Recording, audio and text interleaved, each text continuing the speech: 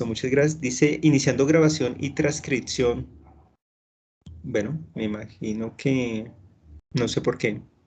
Sí, bien, está bien. ¿Sí? ¿Sí? Ah, vale, gracias. Sí, es que no pues, sabía que la grabación. Vale, entonces, pues bueno, darles la bienvenida a la primera sesión de nuestro diplomado en innovación pedagógica. Este es un esfuerzo en conjunto del colectivo Pensamiento Pedagógico Contemporáneo, que pues se convierte en corporación recientemente, obteniendo la personería jurídica Anticámara de Comercio, y el Instituto Nacional de Investigación e Innovación Social, INIS, que es donde son un equipo liderado por el profesor Víctor Eligio Espinosa Galán, que pues nos ha acompañado. Ellos tienen dos procesos muy importantes con nosotros, que es la revista Transformación Colectiva, de la cual la profe Dianita es la directora, y del Grupo de Investigación, Filosofía, Ética y Educación, al cual tenemos adscrita nuestra línea de investigación Filosofía para ser niños, ¿vale? Entonces me parece que esto es importante pues que ustedes lo sepan. Bien, pues vamos a dar inicio. Voy a compartir un momentico pantalla. ¿Se ve mi pantalla? Disculpen. Sí, sí, Santiago, se observa. Muy agradecidos. Entonces, bueno, esta es la estructura general del diplomado. Entonces, como les decía, el lanzamiento fue el día 10 de febrero. Ese video lo encuentran en el canal de YouTube de Pensamiento. Y bueno, como les decía, va a ser certificado por Pensamiento y por INIS. Está dirigido pues, a docentes de de todos los ámbitos. Nuestra línea de investigación es Filosofía para ser niños, que está escrita Filosofía Ética de Educación, grupo categorizado en C, ante MinCiencias.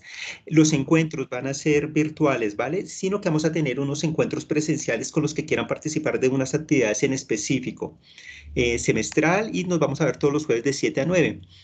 Va a tener 4 módulos. El módulo 1 es ¿qué escuela habitamos? ¿Vale? Ese lo voy a coordinar yo. El módulo 2 lo coordinan los líderes de las líneas de investigación y procesos académicos de pensamiento pedagógico contemporáneo. El módulo 3 es cómo y dónde publicar. Ese lo coordina nuestra directora de la revista, la profe Diana Yasmín Reyes Ríos. Y el módulo 4, que es cómo transmediar, lo coordina la profe Andrea Joana Gil Castro. En requisitos para la certificación, para que lo tengamos claro, se debe cumplir con al menos el 80% de la asistencia a las sesiones para obtener el certificado. En el marco del diplomado se orienta a la construcción de un texto a modo de nota pedagógica o artículo científico, no es requisito de grado. Los escritos que cumplan con los requisitos formales y superen el proceso de pares evaluadores serán publicados en la revista Transformación Colectiva, la cual tiene una periodicidad semestral. Es algo que queríamos comentarle. Disculpen, yo no sé por qué se me fue ahí una cosita que tenía con un escrito con el profe Edgardo. Voy a copiar en este momento, disculpen, aquí, y voy a compartir voy a compartir el formulario de asistencia, ¿vale? El día de hoy les vamos a pedir que lo diligencien. Y vamos a compartir también un drive donde van a encontrar las diapositivas de del lanzamiento, van a encontrar los libros de pensamiento, van a encontrar este esquema, y bueno, em, pues para que tengan toda la información al día. Listo, entonces perfecto, entonces para que puedan bueno, inscribirse y puedan abrir el Drive con toda esta información. Bien, entonces, pues damos inicio. Entonces, perdón, de pronto insistir en algo, y es, pues el primer módulo son 4 momentos, bueno, 5 momentos con la presentación oficial del diplomado que se realizó el 10 de febrero. La clase 1 es enfoques de la práctica docente cognitivo-conductual, humanista y postestructuralista, desde la fecha del día de hoy, 17 de febrero. Luego viene la segunda clase que se llama de la enseñanza al aprendizaje, es la del 24. La tercera clase es un panel internacional, va a estar dirigido por la profe Marisabel, que está pues, en la clase, y es de la red CREA Cómplices Pedagógicos para América Latina. Entonces, nuestra red aliada nos va a colaborar con la dirección de ese panel. Y la clase 4, de la cual pues me hago encargo yo, es la presentación de un libro que se llama Filosofía para ser niños, tomo 1, sistematización como técnica de sí. Esos son los momentos, bueno, que están a mi cargo, ¿vale? Y bueno, pues la sesión del día de hoy tiene 4 momentos. ¿Cuáles son esos momentos? Perdón, tres momentos vamos a tener. Voy a tratar de hacerlo más, em, digamos que más que ágil o breve, pues hacerlo de la manera más sencilla. Una presentación sobre la perspectiva de trabajo de este diplomado. Espero durar en esto alrededor de 35 minutos. Luego vamos a pasar a un panel con algunos expertos en qué significa eso de ser niños, de volver a ser niños. Tenemos invitados pues al profe Raúl Guzmán González, a la profe Edna Esperanza Bernal Sanabria, al profe Diego Pereira y al profe Gaspar. Es Ulloa, ¿sí? Gaspar, qué pena contigo. Si estás por ahí. Sí. Sí, vale, muchas gracias, te agradezco. Nuestro profe, pues, el profe Diego es de Uruguay y el profe Gaspar es de México, entonces es unas sorpresas que les tenemos acá para que puedan, digamos que se den cuenta que vamos a tener diferentes perspectivas, diferentes análisis en contexto y eso nos va a ayudar bastante, ¿vale? Vale, perfecto. Entonces, bien, perfecto. Entonces, bueno, pues damos inicio. La clase del día de hoy, pues bueno, en los correos a los que diligenciaron el formulario de la primera sesión, se les envió un correo directo y en ese correo directo pues aparecen las lecturas, yo agregué otras. Este es un diplomado que intenta mostrar que la escritura nos permite transformarnos, entonces lo estuvimos pensando mucho y dijimos, bueno, vamos a trabajar con los textos producidos en el marco de nuestra apuesta colectiva, entonces pues yo he sido pues digamos que el encargado de sistematizar gran parte de la experiencia, por eso es que van a encontrar pues, la mayoría de las referencias.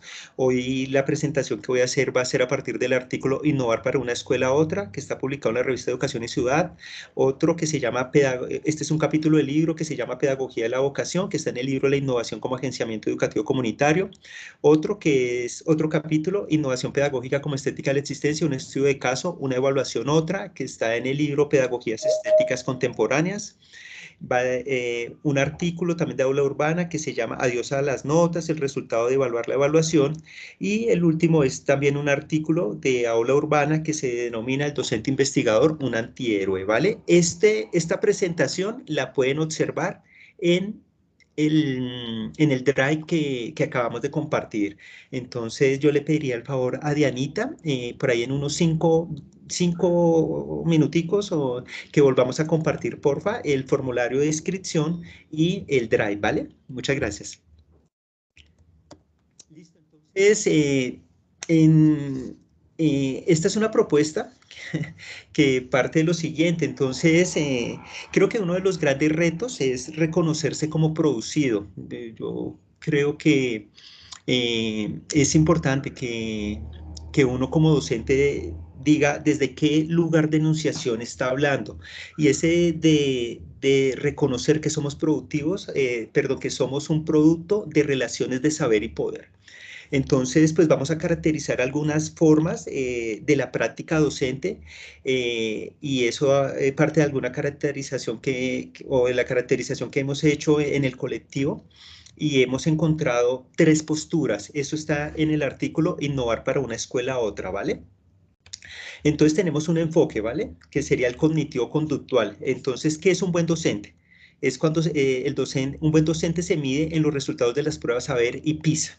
Entonces, digamos que cuando uno está anclado, entonces le dicen qué es lo que hay que enseñar, entonces uno lo tiene, dice, pues obvio, lo que está en los lineamientos curriculares, lo que está en los estándares, lo que está en las competencias, lo que está en los derechos básicos de aprendizaje, y bueno, para nuestros amigos que nos están escuchando de otros países, pues lo que está en la legislación. Entonces uno, digamos que lo que va a enseñar es lo que está en el libro de texto. Entonces, el libro de texto nos dice la verdad. Entonces, aquí podríamos ubicar el enfoque cognitivo-conductual que llamaríamos. ¿Y cómo lo evaluamos? Entonces, ¿qué han aprendido los estudiantes? Entonces, están las evaluaciones en donde podríamos decir que casi es tras poner el libro al papel. Alguien que también podríamos mirarlo, ¿cuál estaría la clave? Por ejemplo, tener un adecuado cuaderno en donde se han tomado bien notas, en donde se ha transcrito el libro. Esta es una práctica muy antigua. Pero acá no vamos a decir si está bien o mal, solo vamos a tratar de ubicarnos. Entonces, es para que miremos y hagamos el análisis nosotros. Luego hay otro enfoque. Este enfoque es el humanista, en donde el problema no es la didáctica, o sea, el cómo enseñamos, que es el problema aquí del cognitivo-conductual, el problema de la didáctica, sino es el problema de la pedagogía. ¿Y por qué la pedagogía? Porque aquí no está en juego, digamos que el aprender, sino el cómo enseñamos, perdón, no está en juego cómo enseñamos porque pues el conocimiento ya está dado, sino está en juego el tipo de conocimiento. Y esto es fundamental. Y dentro de ese enfoque humanista, que digamos que vamos a pasar del problema de la inteligencia, o sea, cómo resolvemos bien los ejercicios, cómo aprendemos esos contenidos, entonces nos metemos con el tipo de conocimiento. Desde la tradición marxista o las pedagogías inspiradas en la tradición marxista, el conocimiento se convierte en un instrumento de dominación. Entonces, podríamos decir que aquí la clave es luchar contra la enajenación o alienación. Entonces, ¿qué nos va a decir los que están inspirados en esta teoría? Inspirados también pues en Carlos Marx, pues que la alienación lo que hace es que uno deje de ser y uno sea lo que otros desean que uno sea. Entonces, por eso es que hay que unir las fuerzas y entonces el profe que está dentro de este enfoque lo que va a decir, no me interesa tanto el contenido, sino para qué sirve ese contenido, ¿listo? Entonces hay que ver otras cosas, no solo lo que está dentro del libro de texto. El otro enfoque es el contractualista dentro de la tradición humanista. Entonces tenemos a Rousseau, a Kant, a Habermas, y ellos nos plantean algo muy interesante. ¿Y qué es eso interesante que plantean? Es que aquí está la clave, son las reglas de juego. Por eso colocamos este ejemplo del juego de fútbol. ¿Qué pasa con el juego de fútbol? Que todos queremos entrar. Aquí, pues quiero hacer un pequeño paréntesis. Esto está un poco más o más trabajado dentro del capítulo Pedagogía de la vocación, ¿vale? Del enfoque contractualista. ¿Por qué? Porque, por ejemplo, el fútbol es un deporte maravilloso. ¿Qué nos permite el fútbol? O sea, digamos que nos permite competir. Y entonces eso es lo que se trata con esta tradición. Entonces todos los ponemos con las mismas reglas y entonces los más sobresalientes son los que van a ganar. Pero voy a dar un ejemplo pues de la vida, pues digamos que de la vida académica. Entonces un problema que se evidenció en algún momento, me comentaba alguien, creo que también hice la lectura, con el programa Serpilo Paga. En Colombia, el programa Serpilo Paga premia a los estudiantes que mejor saquen resultados. Pero entonces, ¿qué pasa? En algunos pueblos, algunas personas estaban llevando a sus hijos y eran personas que tienen dinero y los ponían, después de haberlos entrenado muy bien en colegios, entre comillas, muy prestigiosos, en el colegio del pueblo y con eso se ganaban la beca y entonces son becas en donde pueden escoger la universidad. Entonces, es una digamos que esto nos pone a pensar, ¿no? O sea, ¿será que sí están todos dentro de las mismas reglas? Esto lo lleva a uno pues a pensar y es una apuesta que hemos estado manejando y es un enfoque postestructuralista, ¿vale? ¿Y qué pasa en este enfoque postestructuralista? Que ellos dicen, bueno, al problema del saber que estamos mirando desde el enfoque humanista hay que agregar el problema del poder. Y ahí tenemos a Michel Foucault. Este señor, digamos que para muchas personas se convierte en un dolor de cabeza, porque ¿qué es lo que nos va a decir en este libro que tenemos que ir o ir a este libro que se llama Vigilar y Castigar, el nacimiento de la prisión como subtítulo? En este libro, pues él narra cómo nace la prisión, pero también nos dice cómo nace la escuela y cómo se comporta la escuela y esos mecanismos de normalización, de disciplinamiento que hay. Y lo fuerte es que le dice a uno, oiga, profe, usted que se cree que está liberando a sus estudiantes, que está luchando por un mejor futuro para ellos, ayudándoles a ganar las pruebas, por ejemplo, desde el enfoque cognitivo-conductual, ¿no? Hay que sacar un buen examen de estado, un buen examen PISA, que a uno lo miden así también, por eso le da miedo a uno moverse dentro de ciertas cosas, ¿no? Creo que especialmente en México, quizás Gaspar nos puedes comentar más adelante. Entonces, un buen docente es el que muestra que sus estudiantes sacan buenos resultados en estas pruebas estandarizadas.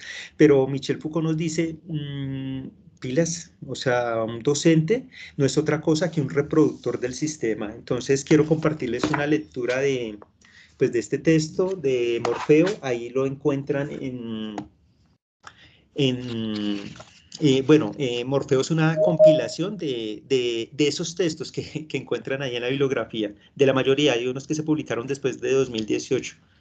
Entonces, quiero pues leer un apartado que se llama Innovación pedagógica como estética de la existencia, en donde narro mi problema a partir de conocer la obra de Michel Foucault y de la importancia de que todos los docentes tengamos claros que tengamos claro cuáles son los retos que nos pone Foucault a partir del dispositivo. De eso, decir, el docente no es libre, ni libera, lo que hace es reproducir. Entonces, pues lo leeré. Cierras la puerta, organizas el grupo, esperas a que hagan silencio. Llamas a lista, propones un tema previamente expuesto en la planeación entregada a coordinación académica. Llamas la atención a los que no se esfuerzan, más que un reto a tu autoridad, te duele que la ignorancia los condene a ensachar el abismo de la pobreza. Lo conoces bien. La educación te sacó de este. Piensas mientras imploras compromiso. Vuelve a sonar el timbre, borras el tablero. Sales apresurado a otra aula y repites el mismo protocolo. En las reuniones con tus compañeros te quejas que tus estudiantes no adquieren conciencia académica o siquiera social. Sabes que el examen de estado determina la vida y aquellos frente a ti son como tú. Sueñan con ofrecerle a sus hijos una vida diferente a la que se tuvo. Sin embargo, aún no lo sienten. Solo lo entenderán hasta que los tengan. En los descansos, calmas la angustia con un café insípido de greca que te disgusta un montón. No entiendes por qué lo sigues bebiendo. Anhelas comprar uno de máquina o prepararlo personalmente. Casi puedes saborearlo, sin dulce, bien cargado, con clavos y canela. Pero será esperar hasta llegar a casa. Allí intentarás dejar atrás las situaciones escolares que te perturban, buscando tener una vida normal, desfragmentarte como profesor para llegar a viejo. ¿Te fastidia que los expertos universitarios citen hasta el cansancio a un autor francés llamado Michel Foucault, pretendiendo aniquilar tus ilusiones de la educación como libertad? Indagando sobre ese tal Foucault, encuentras su libro más citado sobre la escuela. Aparece frente a ti, Vigilar y Castigar, que es el libro que tenemos ahí. Lo ojeas y aunque presenta un lenguaje técnico algo tedioso, no puedes parar de leerlo. Descubres que eres una parte más del andamiaje que condena a las futuras generaciones a reproducir e incrementar los índices de desigualdad. Te sientes miserable. El texto te muestra como un guardián del orden establecido, no solo por negar la diferencia y castigar las dispersiones conductuales, sino por unidireccionar el pensamiento. Te preguntas, ¿a cuántos estudiantes les ampliaste el prontuario escribiendo en El Observador? ¿Los remitiste a orientación buscando su reincorporación terapéutica o a cuánto lo llevaste a la coordinación a la espera de una sanción por no encajar en el sistema que está bajo tu custodia? Te resistes a aceptar la etiqueta de carcelero. Finalmente el cansancio te vence, duermes un rato para despejar la mente. Sueñas con un mundo mejor, más equitativo y justo, donde todos tus estudiantes puedan y quieran acceder a la universidad. Imaginas formas diferentes de enseñanza, el insomnio de la madrugada a la espera que suene el despertador. Te decides a innovar. Cumplirás lo propuesto en tu plan de asignatura con estrategias novedosas, serás un gran docente. Con frustración abres los ojos, percatándote que habitas la caverna que el filósofo Platón describe en su texto La República. Estás encadenado frente a la pizarra, viendo sombras que son el correlato de discursos de saber y poder impuestos por un programa computacional que mantiene las conciencias sumisas. Presuroso te liberas, sales del recinto, el sol te enceguece, ves el mundo de manera diferente. Eres un timador que ha sido timado, un profeta de un mundo feliz que solo existe en la virtualidad. Miras hacia atrás, todos están conectados a la matriz y tú por primera vez ves a los ojos al titiritero, el neoliberalismo. Última mutación con la que el capitalismo ha logrado la hegemonía. Te replicas, mierda, ¿me habré convertido en comunista? No. Sabes que cambiar el mundo implica más que tomar conciencia y denunciar a los sustentadores del poder. De nada sirve que se rompan las cadenas si por dentro se anhela retornar al estado de subordinación. Bien, voy a dejarlo hasta ahí, pues ojalá pues ustedes se animen y continúen leyéndolo. Entonces, este es el tercero. Muchos docentes que están digamos que se caracterizan, que los podríamos encajar dentro de esta estructura postestructuralista, pues no hay caso. Muchos hasta renuncian a la escuela porque no habría oportunidad de una enseñanza liberadora. ¿Qué hemos hecho en el colectivo? Hacemos una apuesta muy interesante y es, como leía, podemos hacer esa apuesta de intentar hacer una educación liberadora, pero el problema es que uno no puede liberar si no se ha liberado, y ahí es donde está la clave. O sea, hay que reconocer que los dispositivos de saber y poder nos han configurado. O sea, uno comienza a ser en el momento que deja de ser, nos diría Michel Foucault, y eso es importantísimo. ¿Dónde estamos los docentes? Estamos acá encadenados. Aquí podríamos ver al Estado, a los medios de comunicación, a los que ostentan, pues, a los que tienen los aparatos productivos, con esos objetos que hacen que nosotros veamos sombras.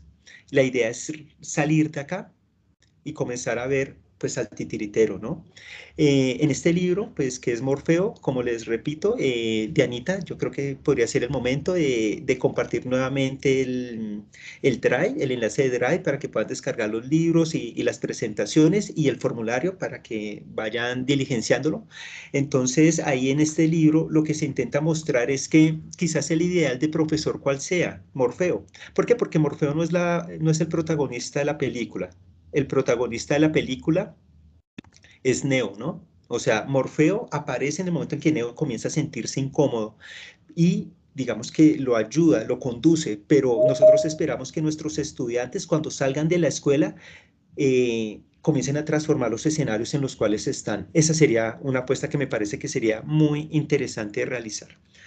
Ahora bien, aquí tenemos la apuesta que manejamos en muchos profes del colectivo. ¿Qué pasa con...? La idea sería innovar desde la vocación y no desde la reproducción del orden establecido, que va más allá del sistema económico. O sea, acá todos nos preguntamos, o sea, no criticamos el emprendimiento, sino no ser emprendedores. Entonces, esa es una denunciación que tenemos que problematizar porque hace referencia al hombre emprendedor con que el neoliberalismo se ha logrado imponer. Entonces, ¿qué pasa con los docentes? Y acá va la clave de la innovación. Este es el oráculo de Delfos. Acá tenemos a Apolo, que es el oráculo pues es un lugar donde nos leen el destino. Entonces acaban los feligreses a preguntarle a Apolo, pero es que Apolo pues no habla directamente, sino habla por medio de la Pitia. La Pitia es una bella mujer que está recibiendo los mensajes, pero como los recibe, pero no los puede traducir. No tiene la preparación o bueno, está imbuida en la vocación que se le dificulta. Entonces tenemos a unos molestos personajes que son los sacerdotes, que los encontramos en esta parte, ¿vale? ¿Qué pasa con nosotros? Nosotros somos, y es una apuesta, nosotros los docentes somos como la Pitia, somos los docentes, estamos imbuidos por la vocación. ¿Y por qué digo que estamos imbuidos por la vocación? Porque queremos enseñar, pero no sabemos claramente qué enseñar. Y ahí es donde, bueno, ¿cómo vamos a innovar? Ahí es donde está la clave. El problema que tenemos es que nuestras ideas son sistematizadas por otras personas para darle cuenta a las universidades, a las instituciones de qué es lo que estamos haciendo. La idea de este diplomado, ¿cuál va a ser? Que nosotros tengamos las herramientas para poder hablar de nuestras innovaciones desde la vocación. Esto es fundamental y poco a poco pues lo vamos a tratar con más ahínco, ¿vale? Y pues dentro de ese marco, ahí en la bibliografía tenemos el enlace para este artículo que es el docente innovador, un antihéroe. Entonces nosotros estamos, digamos que consumidos en la vocación. Entonces, qué es lo que se pretende? En este diplomado es la siguiente propuesta, o sea, es el docente innovador que es un antihéroe, no es un héroe. ¿Por qué? Porque es que los héroes, por más bien que nos caigan, porque a mí me encanta esta película y claro, queremos que gane Mister Increíble y que gane su familia, pero los héroes defienden el sistema. Y entonces, ¿qué pasa con Síndrome? Síndrome, tenemos que recordar que es un antihéroe que está frustrado porque Mister Increíble lo rechazó cuando era niño. Él quería ayudarle. Entonces, ¿qué hace él? Genera una máquina. Esta máquina, los que hemos visto la película, pues tenemos que recordar que Síndrome genera esa máquina y esta máquina venció a la mayoría de los superhéroes, incluso casi acaba con Mister Increíble. Entonces, la propuesta es que una innovación escolar es como la máquina. ¿Por qué? Porque es que uno comienza a escribir y comienza a sistematizar eso que le nace de sí, desde la vocación. Porque es que las mejores innovaciones, por ejemplo, en matemáticas, ¿por qué no enseñar matemáticas desde el teatro? Se podría hacer ese ejercicio. Conozco algunos ejemplos claros. O por qué no enseñar filosofía desde las matemáticas.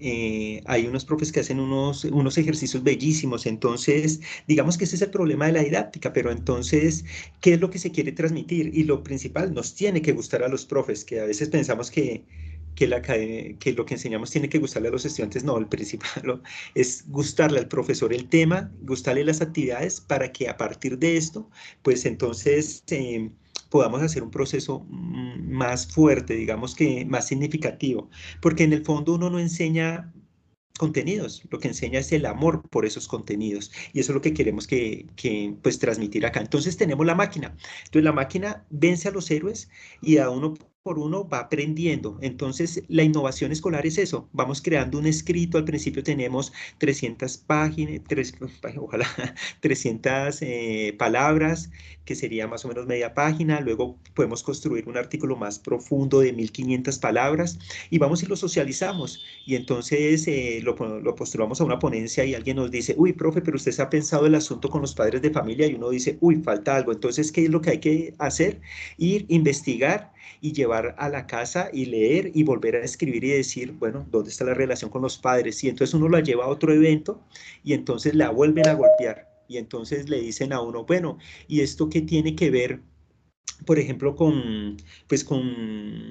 digamos que con los lineamientos curriculares, podríamos decir, porque si estamos innovando con algo muy, digamos que retador, transgresor, nos van a hacer ese tipo de preguntas. Entonces, decimos, bueno, esto tiene una apuesta diferente y está sustentada en tal teórico. Entonces, poco a poco vamos construyendo una máquina que a medida que la vamos presentando en diferentes eventos, va a tener la consistencia para ir venciendo a los héroes. ¿Por qué? Porque es que los clásicos de la tradición pedagógica son anti-eso, o sea, Sócrates se enfrentaba a los sofistas y entonces recordemos que a él al final lo asesinan alrededor de 500 personas, o bueno, emiten el juicio de que o se va o reniega de lo dicho a los jóvenes, se va de Atenas, o bueno, reniega lo que le dijo a los jóvenes o se toma la cicuta y él prefiere tomarse la cicuta. Entonces, esta parte es fundamental. Entonces, él luchaba contra la sofística, la retórica de ese momento, de que, bueno, en términos de Platón, pues nos engaña y no nos conduce a un conocimiento verdadero. Lo mismo pasaba con María Montessori, esta pedagoga, pues que era médico, pues se impuso en un mundo donde no era permitido que hablaran las mujeres y luchó muy bien por los niños, ¿no? Y en el Emilio, pues Rousseau que él, pues frente a una postura de que colocaban al ser humano como, digamos que dentro de la maldad, que se nace en unas condiciones que no permitirían que la gente tenga un buen despliegue, él dice, no, en el hombre hay bondad y a partir de esto, pues genera su teorización. Entonces, aquí hay algo importante, digamos que por su tiempo, ellos fueron golpeados fuertemente, pero su teorización era tan fuerte que también pudieron salir avante de esto. Bien, entonces, ¿qué es lo que les vamos a proponer en nuestro diplomado? Es una apuesta que se denomina en su conjunto Filosofía para ser niños y de la cual pues vamos a presentar en este diplomado 2 tomos. El tomo 1, que está compuesto por las líneas de innovación y agenciamientos y arte y filosofía, y el tomo 2 que está compuesto, donde vamos a presentar el trabajo realizado en la línea de infancia y corporidad. Esto, más las líneas de diálogo y memoria, solidaridad y cooperación, e IDEO, que es nuestro semillero de semilleros para volver a ser niños y no dejarlo de serlo, en su conjunto forman la línea de investigación Filosofía para ser niños, ¿vale? Ahora bien, ¿qué es eso de filosofía para ser niños? Incluso nosotros pensamos varios nombres para el diplomado, entonces uno de esos era filosofía para ser niños, sin embargo, pues como que no se entendía bien. ¿Y por qué no se entendía bien? Porque pues todos lo que se nos viene es filosofía para niños, ¿no? Entonces es enseñarle a los niños filosofía, pero acá lo que queremos es que los adultos aprendan a conservar o a llegar a ser niños, que eso es el debate que vamos a hacer ahora con nuestros invitados. Bien, entonces, este es el lugar de enunciación del diplomado, ¿listo? Filosofía para ser niños. Entonces, edificada sobre el ideal de niño nichano y el cuidado de la pregunta socrática, es una apuesta de libertad escolar que incorpora como estrategia el potenciamiento de las habilidades éticas y de pensamiento que permiten hacer de la actividad de aula una experiencia de reflexión y transformación de la subjetividad, no solo del estudiante, sino del docente. Entonces, ahí es donde está la clave. Los queremos invitar a que nos pensemos como niños. No enseñarle a los niños, sino cómo seríamos niños. Entonces, esa es la apuesta de nuestro diplomado. Y bueno, para eso, entonces quiero pues presentarles a nuestros invitados, que son los que nos van a permitir plantear, digamos que las problematizaciones que, que estamos haciendo, ¿vale? Entonces, pues me gustaría, pues, una pequeña presentación de cada uno, pues entonces llamaríamos primero, pues, a la profe Edna, y bueno, no, y también una pregunta, pues la pregunta que teníamos planeada.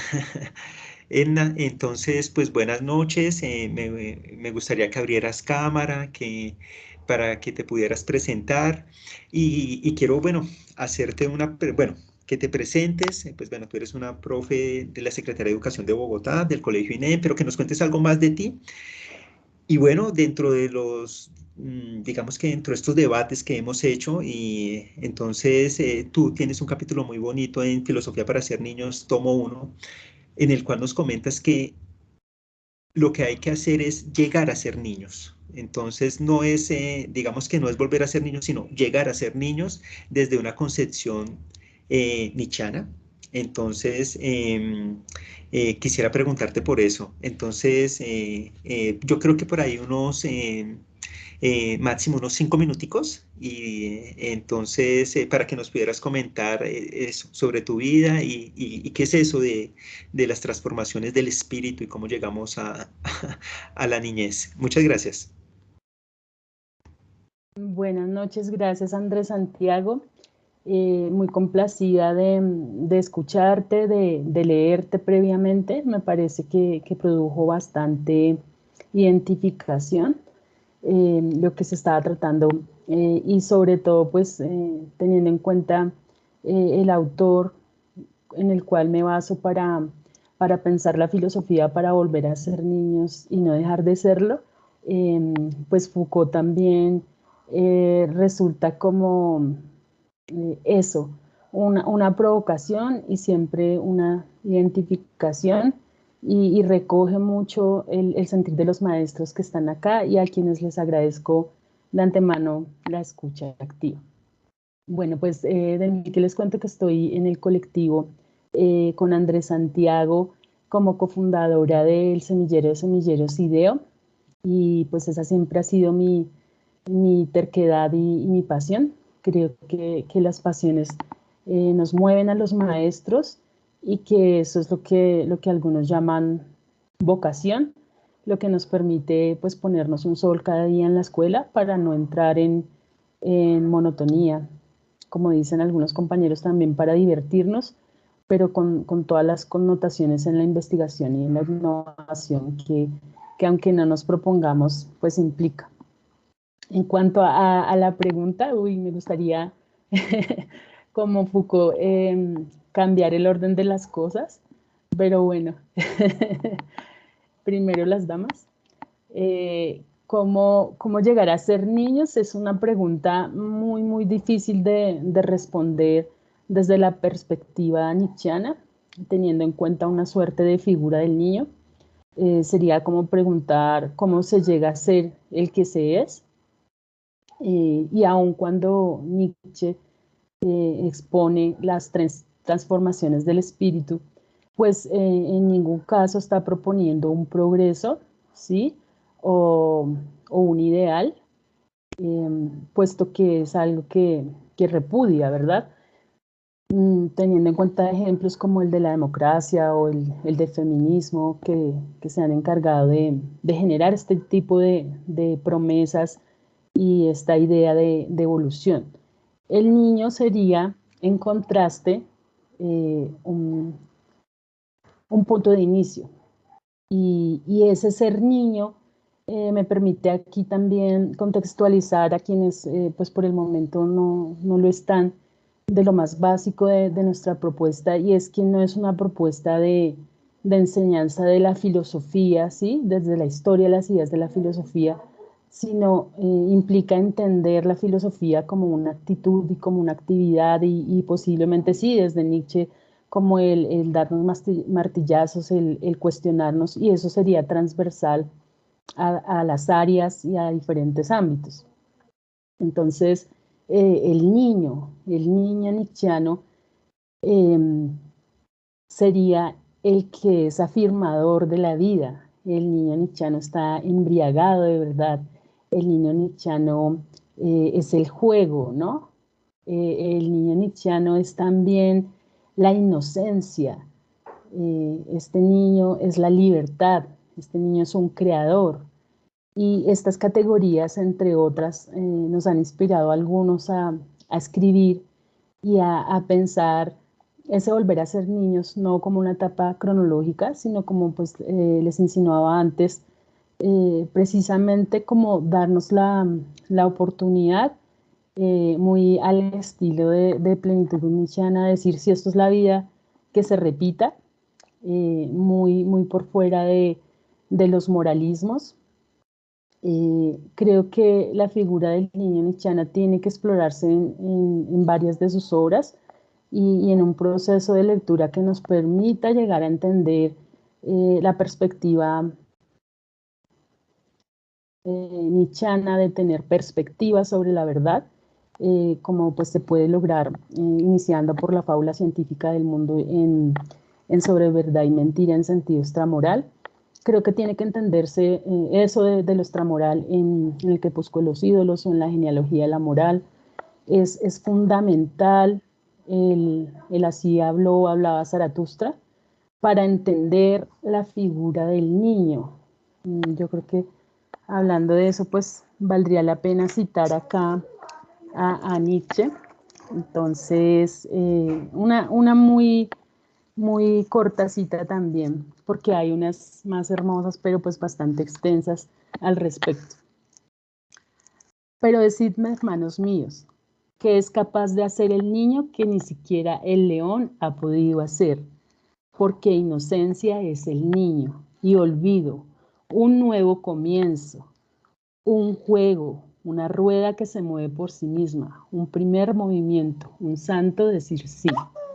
Entonces, bellísima esta categoría del olvido que representa el niño que en últimas no se trata de llegar a ser proponiéndoselo, como si se pudiera llegar a ser superhombre, sin tampoco erigirse como un ideal, sino que es el capaz de, en cuanto a la vida personal, precisamente decir con todo lo bueno y lo malo, como el superhombre, si esto es la vida, que se repita. Eso no con respecto a la historia.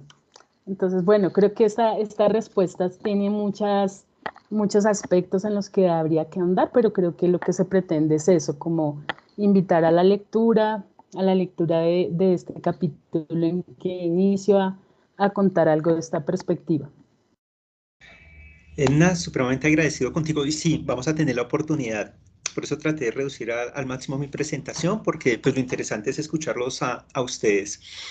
Bueno, pues para que no piensen que esta es una apuesta atea, porque pues Nietzsche, digamos que tiene una fuerte confrontación con el cristianismo, pues vamos a invitar a Diego Pereira, nuestro amigo desde Uruguay, pues este es un diplomado internacional, tenemos invitados internacionales.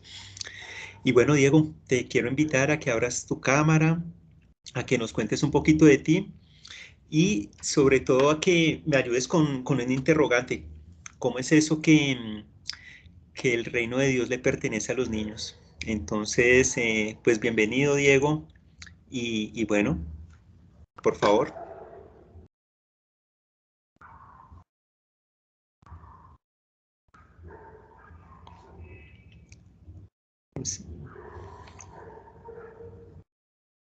Creo que tiene dificultades con el micrófono. Bueno, vamos a revisar acá. Debe ser, por lo que quizás salió. Y entonces tengo que volverlo a ingresar, disculpen, como moderador. Vale. Ay, gracias, Dianita, ya. Bienvenido, Diego. ¿Me escuchaste?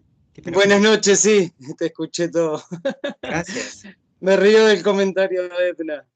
Buenas noches, un placer estar con ustedes, un placer escuchar a Edna también, y a Andrés, aquí que recién pedían las páginas del libro de Andrés, aquí se los puede pasar porque lo tengo muy a mano.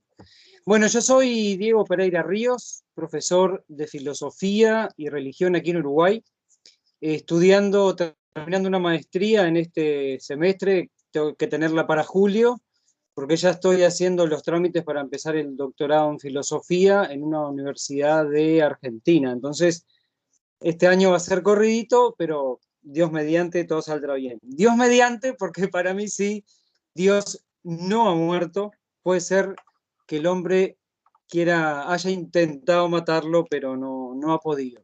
Bien, respondiendo un poquito a la pregunta, yo para ser ordenadito me anoté aquí. Andrés me dijo que no me preocupara, pero me gusta ordenar las ideas para ayudar también a los que están escuchando. ¿Qué es esto de ser niños desde la perspectiva católica? Bueno, el cristianismo se centra, como todos sabemos, o casi todos, en las enseñanzas de Jesús.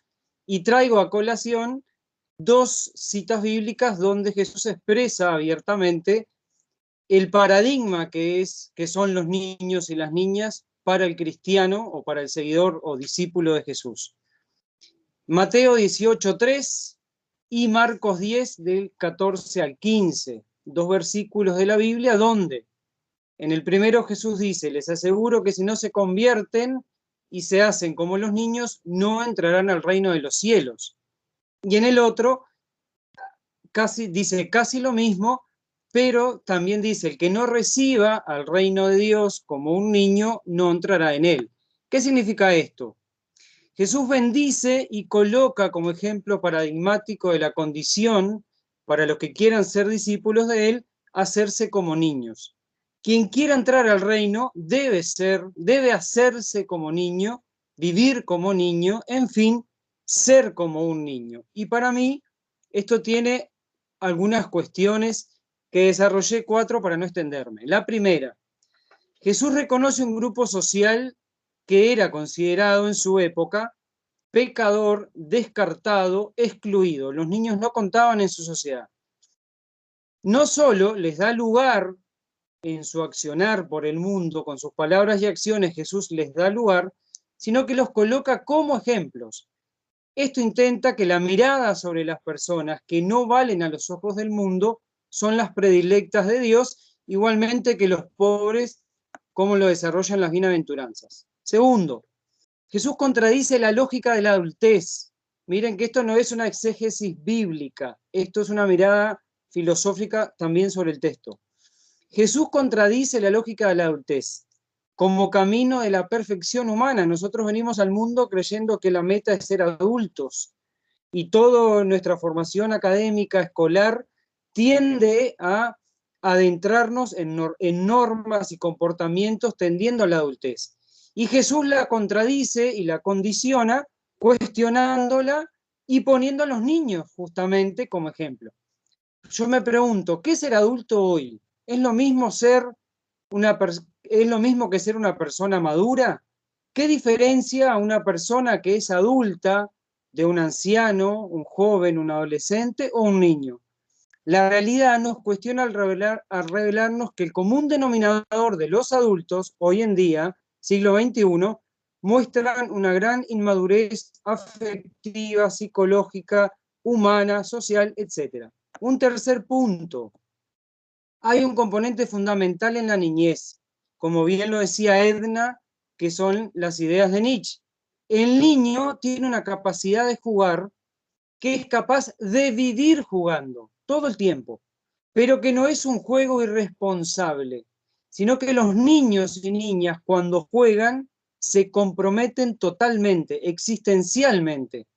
Esto parte de la unicidad con la cual piensan y actúan. Allí racionalidad y afecto no tienen separación. Los niños son transparentes, no mienten, dicen las cosas que ven de forma directa, sin rebusques ni tapujos.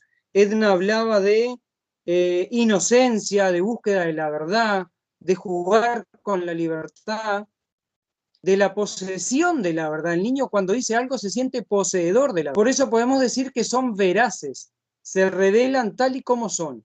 Esto es una característica que los adultos vamos perdiendo, pues bien sabemos esconder, velar, ocultar muchos aspectos de nuestra realidad personal y social. Miren el mundo político, miren el mundo académico o nosotros mismos. Yo si en este momento estoy nervioso, ¿qué estoy intentando hacer? Ocultar esos nervios y de alguna manera taparlos, desarrollando otras capacidades, pero de alguna manera siempre los adultos estamos ocultando, el niño no. Último punto. Por último, hay un elemento teológico que hace de los niños entrar en el grupo de los predilectos de Dios. Esa capacidad intrínseca de saber jugar, pero este saber jugar supone una capacidad de relacionarse amistosamente, amorosamente. Esta es una de las características del Dios trinitario de la fe cristiana. Sabemos todos que el Dios cristiano es uno solo, en tres personas, Padre, Hijo y Espíritu Santo. Desde la antigüedad, filósofos y teólogos, pensando en esa relación de esos tres, siempre hablaron de lo que llamó una relación perijorética. ¿Qué significa perijóresis? Implica una unidad divina como comunión dinámica compartida por las tres personas, pero en cuidado amoroso recíproco. Si esa es la condición de Dios, a la interna de Dios, que es un esfuerzo que nosotros metafísicamente desde la filosofía debemos hacer, y si cada ser humano posee algo de Dios, una chispa de Dios, de la misma manera deberíamos relacionarlos. ¿Por qué no lo hacemos? Hay que cuestionar los procesos de madurez y de adultez, y justamente son los niños los más veraces en este sentido. Así que por ahí va mi respuesta. Muchísimas gracias por la participación. No, Diego, muchas gracias. Y bueno, y a Edna, como vemos, tenemos dos polos opuestos, pero hay una cosa muy interesante, ¿no? Y es que desde una perspectiva, digamos, pues, ¿cómo lo colocaríamos? Teórica, filosófica, y una perspectiva desde la fe, hay una apuesta muy fuerte por llegar a ser niños. Y bueno, ahora vamos a complejizar aún más. O sea, esta sesión es para que entiendan los problemas teóricos y bueno, vamos a entender los problemas metodológicos posteriormente en los que nos hemos metido con esta apuesta de filosofía para ser niños. Pues quiero darle la bienvenida pues ahora al profesor Raúl Guzmán González. Te pediría el favor que abrieras la cámara, Raúl. Gracias, Raúl. Vale, listo. Vale, Raúl. Bien, entonces, bueno, con Raúl hemos tenido, digamos que, muchas charlas sobre esto. Pues lo vemos de una manera diferente, pensaría yo, pero pues lo que les decía, vamos a llegar al mismo objetivo, porque bueno, yo confieso, estoy un poco más cercano a Edna frente a lo que hay que hacer, que sería llegar a ser niños, ¿no? Pero Raúl pues nos dice, ese no es el camino, lo que hay que hacer es volver a ser niños. Y entonces nos dice, bueno, pensémonos esto del niño interior, del asombro. Entonces, Raúl, ¿cómo es eso de volver a ser niños? Muchas gracias por estar acá. Buenas noches para todos. Muchas gracias, Andrés Santiago, por esta invitación, que indudablemente este diplomado internacional que está desarrollando Corporación Pensamiento Pedagógico Contemporáneo genera un término muy expresivo que tienen los griegos antiguos, y es el entusiasmo, ¿no? Para ellos el entusiasmo significa tener un Dios dentro de sí. De alguna manera es una forma también de estar embriagado, ¿no? Un trabajo como el que se está realizando genera ese entusiasmo. Bueno, de mí les comento mi punto de confluencia con este tema. Indudablemente es la filosofía y la poesía, entendiendo la poesía como poiesis, actividad creadora del espíritu. Desde el punto de vista de la filosofía, ¿cómo llegamos nuevamente los adultos a ser niños? Como yo lo interpreto, indudablemente tendríamos que volver también a la filosofía antigua y retomar el término socrático del daimon, ese demonio, ¿no? Ese demonio que permite, ante todo, que le habla al oído al adulto, ¿no? Y podemos decir que ese daimon es el niño interior, es el niño interior del adulto que lo está invitando a preguntar, que lo está invitando a asombrarse. Y ahí encontramos precisamente un punto de confluencia muy importante, que es en el niño interior del filósofo y en el niño interior del poeta encontramos al ser asombrado, ¿no? Pues algunos consideran que la filosofía nace del asombro, que el asombro es como la puerta de entrada al filosofar, pero realmente encontramos, de acuerdo, por ejemplo, a Platón, de acuerdo a Martin Heidegger, que retoma a Platón, que la filosofía, el asombro no solamente aparece en el inicio del filosofar, sino que es un estado de ser, ¿no? El filósofo vive asombrado y el poeta también vive asombrado. Entonces mi experiencia con el niño interior es ese develar al filósofo y develar al poeta. Entonces, desde el punto de vista de develar al poeta, un trabajo reciente que se publicó en diciembre del año pasado fue Estrella del Alba.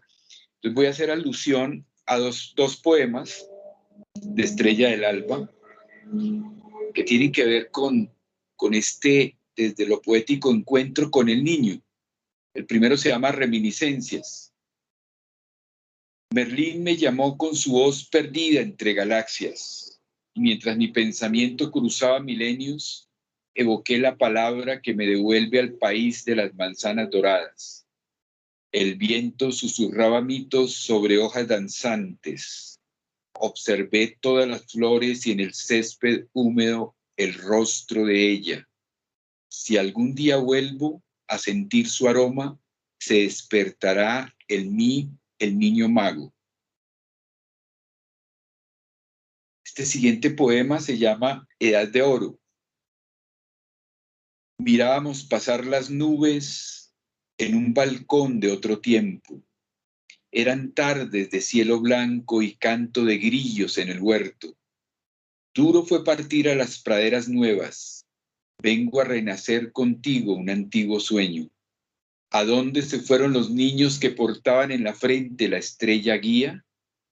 ¿En qué esquina perdimos al ángel de la guarda? ¿Cómo despertar la memoria en nuestro corazón? Quiero otra vez arder en la aventura del recreo, descubrir un juguete en tus bolsillos, encontrar en mi viejo pupitre tus cuadernos y aquella mano lejana que te escribió los primeros versos. Entonces, pues aquí encontramos, digamos, unas expresiones de ese encuentro con el niño interior. Como adulto, cuando escribo poesía, estoy recreando mi niño interior, estoy escuchando a mi daimon, ¿no?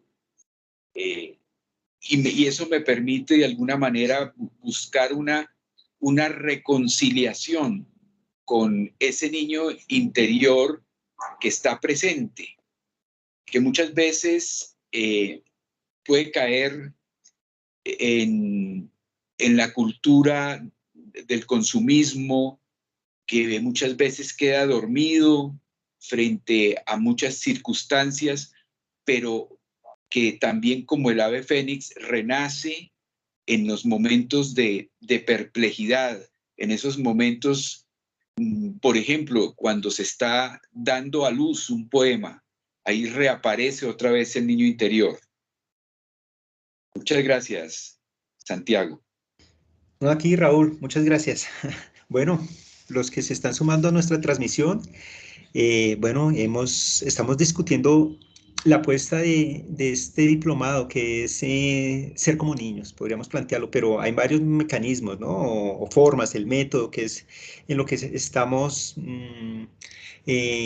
problematizando, diría yo. Entonces, o llegamos a ser niños o volvemos a ser niños. Esto es una cuestión muy interesante. Bueno, quiero darle la bienvenida a nuestro cuarto panelista, al profesor Gaspar Ulloa, desde México, Oaxaca, ¿no? Si puedes abrir la cámara, te agradezco mucho, Gaspar. Claro que sí. Bueno. Gracias.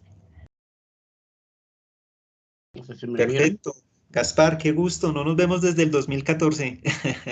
Me encanta pues saludarte en este momento y que hayas aceptado esta invitación. Gaspar, quiero compartir algo que estoy haciendo. Estoy escribiendo, o bueno, estoy realizando un ejercicio con mis estudiantes a partir de algo que te comentaba, que es un trabajo con niños de necesidades educativas especiales. Antes les llamaban inclusión, ahora en Colombia les decimos aula de apoyo pedagógico especializado. Entonces, dice así, interesa fundamentalmente irradiar los maravillosos efectos que el compartir con los niños de aula de apoyo pedagógico especializado produce en el sujeto que lo experimenta, el cual deberá, para integrarse, recurrir a su niño interior, a saber, habilidades intra e interpersonales como la sensibilidad, la alteridad, sensibilidad, alteridad y sinceridad, etcétera, más no en exaltar en el estudiante, especialmente con síndrome de Down, un ángel, un siempre niño, lo que en muchas ocasiones idealiza la discapacidad y niega la autonomía y atenta contra la dignidad de estas personas. Se espera en quienes se enfrenten a la aventura experiencial de lo que estoy intentando hacer, que se denomina preguntarlo al niño interior, al igual que los estudiantes que se acercan a las aulas de apoyo pedagógico especializado, se descentren, sean un otro yo que estimen la diferencia, la mayor riqueza para construir un mundo otro. Esto parte de algo y es que hay dos filósofos que tienen unas anécdotas muy bellas. Diógenes el Cínico quería desprenderse de todo en Grecia y bueno, eso ya es el mundo helénico. Y nos comentan que él aprendió de un niño, o sea, él solo andaba con un tazón y entonces una vez vio a un niño tomar agua con sus manos y dijo, todo lo que puedo aprender de un niño. Y el otro es Wittgenstein, un filósofo de la tradición analítica, podríamos decir casi el fundador de este asunto con mayor fuerza.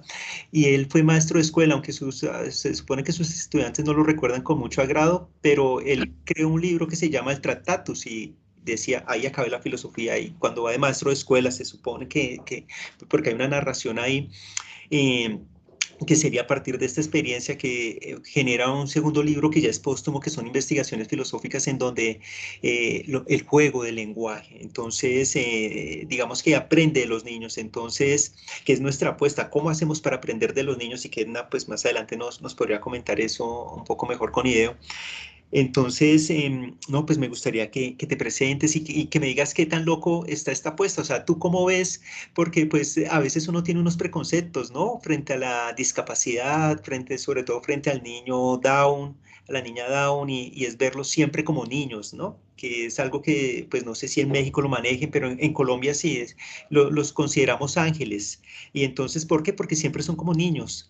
Digamos que en sus expresiones y entonces lo que yo quiero comentar es cómo la importancia de que ellos, o sea, de encontrar un lugar común y sería sacar nuestro niño interior para poder jugar con ellos.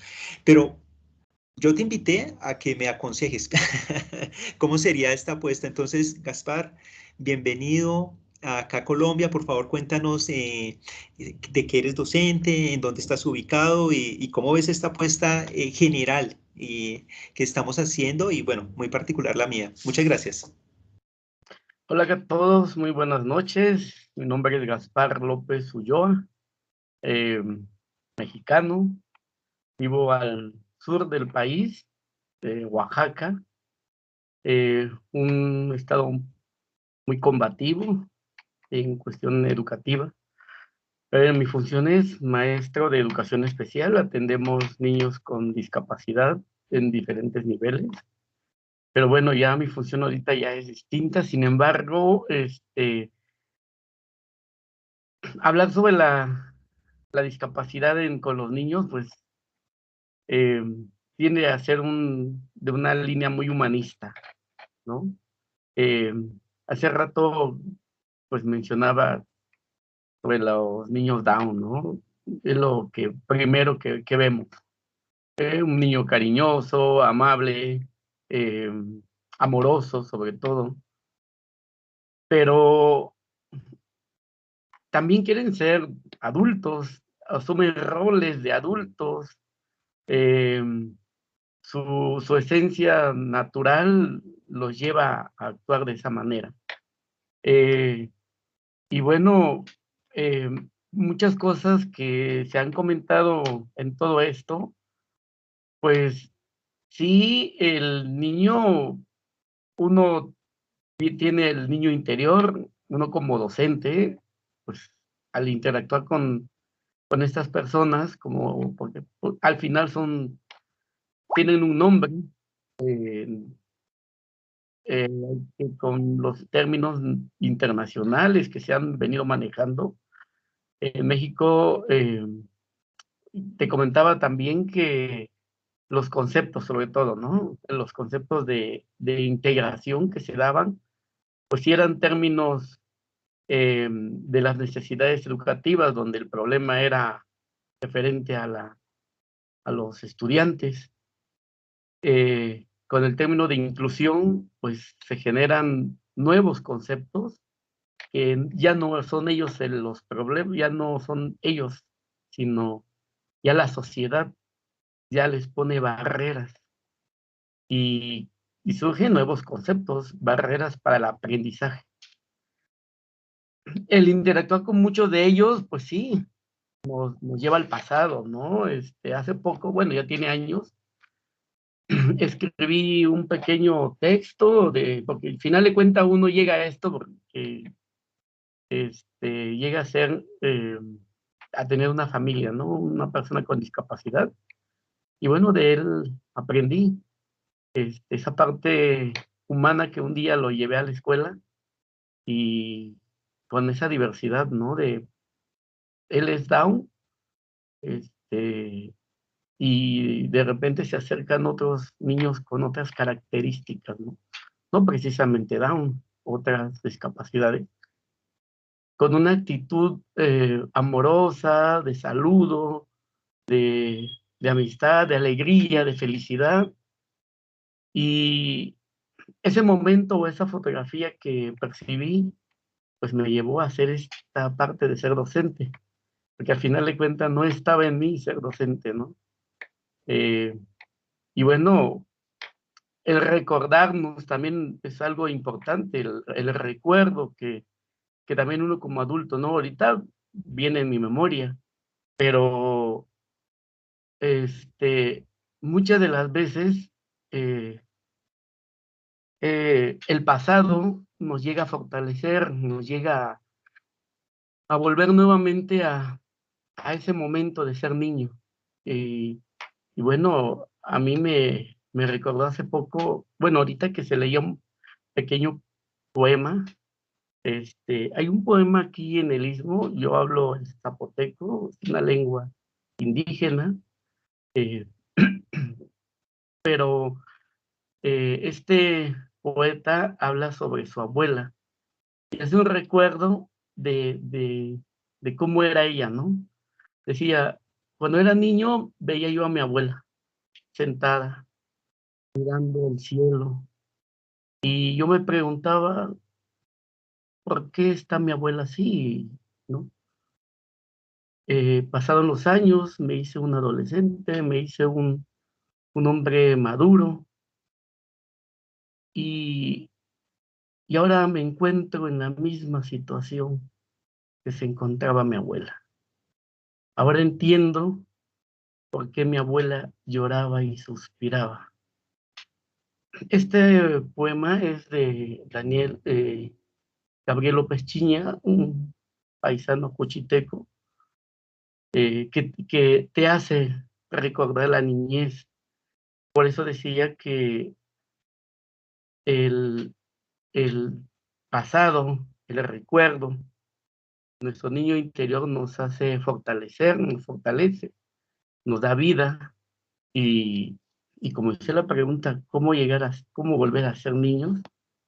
Pues sí, se vuelve, creo que a partir del pasado.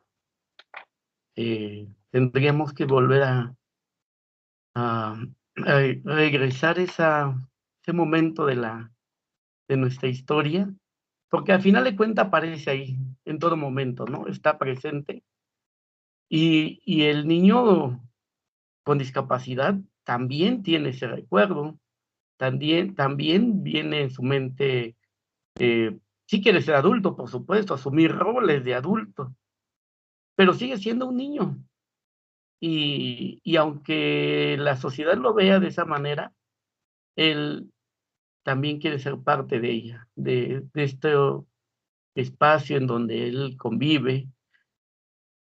Y, y hace rato, por ejemplo, se comentaba de la cuestión del maestro. Eh, Espero que puedan tener un poquito de conocimiento de lo que es mi estado.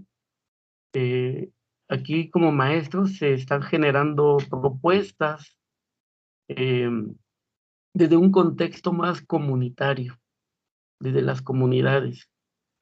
Entonces, sí nos estamos yendo a que lo que nuestros estudiantes estén aprendiendo tenga que ver desde el contexto mismo donde ellos conviven y con quién conviven. Entonces, desde la discapacidad y todo esto, la verdad sí es algo bastante interesante y esperemos que en otro momento podamos seguir charlando. Y gracias por este espacio. Gaspar, supremamente agradecido contigo y lo que te digo, me alegra mucho podernos reencontrar porque en el 2014 tuvimos unas charlas muy interesantes sobre innovación educativa y bueno, les recuerdo con mucho cariño. Gracias. Gracias. Bueno, yo que pues quería comentarles que esta apuesta también se fija en categorías.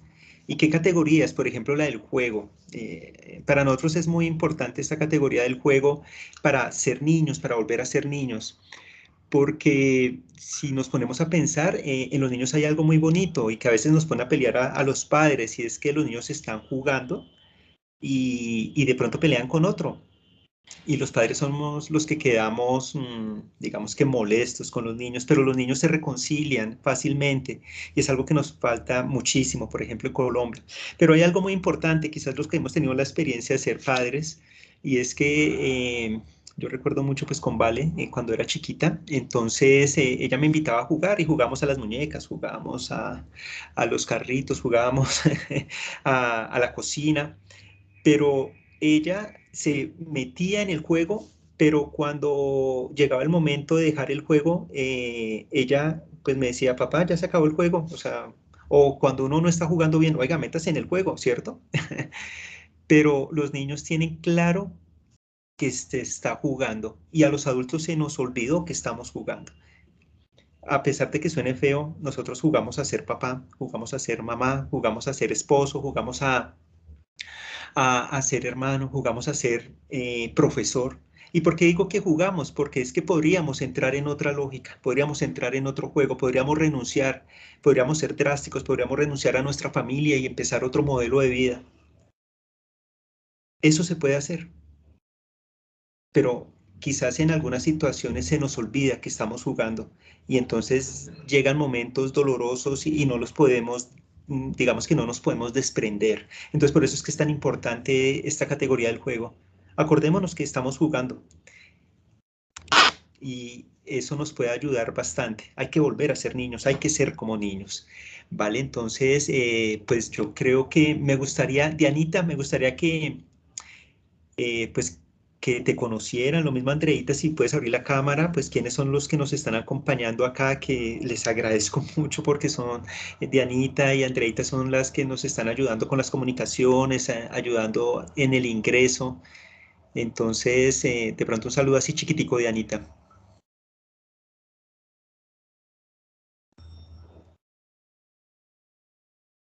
Gracias, Andrés Santiago. No puedo abrir cámara. Ah, vale, tranquila, no te preocupes. Sí, pues no tengo acceso a la cámara. ¿Me das acceso, por favor? Ah, disculpa, claro que sí. Permíteme un momentico. ¿Y por qué sería eso? Disculpa. Oye, pero no te veo acá, porque si estás como moderadora, entonces, ¿qué pasó?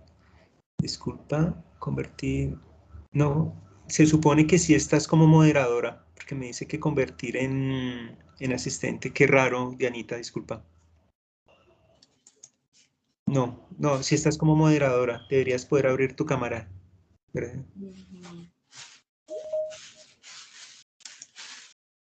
Bueno, entonces, Sí, qué pena contigo. gracias Andrés Santiago, gracias por este espacio, por estas ideas tan innovadoras y por ser tan insistente, creativo y por animarnos a todos a disfrutar de estos espacios. Gracias a todos los que están conectados, por acompañarnos, por participar en este hermoso diplomado, como es el de Volver a ser niños, escuchándolos a todos y a los asistentes, a los invitados, me lleva a la reflexión y como a caer en la cuenta de todo lo que nos hemos perdido por estar siempre pensando en querer ser adultos, en querer responder a tantas cosas. Pues sí podemos responder, pero sin olvidar eh, ese asombro, ese disfrutar, el estar ahí presentes, así como los niños, cuando ellos están jugando, están disfrutando, a ellos no les preocupa qué es lo que tienen que hacer más tarde, sino que están en el ahora, están en ese momento y de verdad disfrutan. Nosotros a veces estamos haciendo cualquier cosa y estamos pensando en qué es lo que tenemos que hacer más tarde, qué es lo que tenemos que hacer mañana, qué es lo que voy a planear, y ni disfrutamos el ahora ni disfrutamos el después. Entonces es una invitación a que vivamos como niños, que recordemos esa infancia, y nosotros como docentes que aprendamos de los niños, que los observemos. Realmente queda uno absorto al ver la belleza de lo que son los niños. Pues obviamente que hay dificultades, obviamente que hay niños, que hay problemas, pero en general los niños nos enseñan muchísimo. Entonces, muchas gracias a todos. Espero que pues más adelante nos podamos ver, y una invitación para que vayan pensándose su texto. Estaré muy feliz y muy complacida de poder publicar esos escritos que van a resultar de este gran diplomado. Muchas gracias. A ti, Dianita, muchas gracias. Entonces, Dianita va a dirigir nuestro tercer módulo ella es la directora de la revista Transformación Colectiva. Entonces, para que se vayan animando, o sea, la invitación es arriesgarnos a escribir, ¿no? De una vez, porque tenemos que producir nuestros textos para que sean publicados en el tercer número de la revista Transformación Colectiva. Andreita. Hola Santi, buenas noches. No puedo abrir la cámara, estoy acá con otras cosas para poder guardar algunas cosas de nuestras memorias, pero sí agradezco a todos su participación, el acompañarnos en esta apuesta pedagógica, en realmente transformarnos colectivamente a través de un camino de apuestas entre un equipo que es maravilloso y que nos motiva a hacer este tipo de encuentros. Creo que ese es el valor también de educar en esa filosofía para ser niños, es lo que nos motiva, lo que nos impulsa. También quería como recordarles a las personas que están acá conectadas que a través de nuestras redes van a poder encontrar algunos links donde pueden redireccionarse para conseguir el acceso al material de apoyo, y que también cualquier duda o inquietud que tengan pueden hacérnosla llegar a nuestros, pues al chat, o también a nuestros correos colectivopensamientopedagógico@gmail.com, ¿vale? Andreita, muchas gracias. Bueno, y Andreita es quien dirige nuestro cuarto módulo, todo sobre transmediación. O sea, pues estamos en un momento, digamos que histórico diferente. No basta con, o bueno, dentro de la ideación y creación de nuestra máquina, no basta con escribirla. Hay que publicitarla muy bien. Entonces, que hay que crear todas las ayudas audiovisuales, un videíto, ¿no? O sea, cuando uno está en una presentación, qué bello que uno puede iniciar con el video de presentación de su experiencia de innovación. Estamos en un diplomado de innovación educativa, y estos secretos son importantes porque en un video todo se capta. No recuerdo, y no lo he podido encontrar, quién fue el literato que decía, o bueno, la persona que decía que si los grandes literatos del siglo XIX nacieran en este momento, harían cine, en lugar de esas novelas tan extensas, y quizás tengan razón, porque los medios audiovisuales son fundamentales, y Andreita nos va a enseñar cómo hacerlo.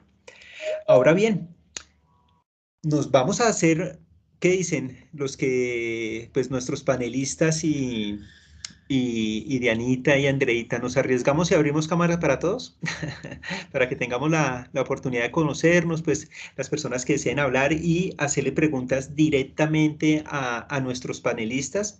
Creo que podría ser una buena opción. Entonces, bueno, los que quieran abrir cámara, pues saben que estamos grabando, ¿no? Entonces, los que quieran abrir cámara, los que quieran, pues bueno, levantamos la mano. Pues son las 8:26, tenemos media hora larga para que podamos dialogar con nuestros panelistas. Entonces, por favor, vamos a a permitir micrófono para todos y vamos a permitir la cámara para todos.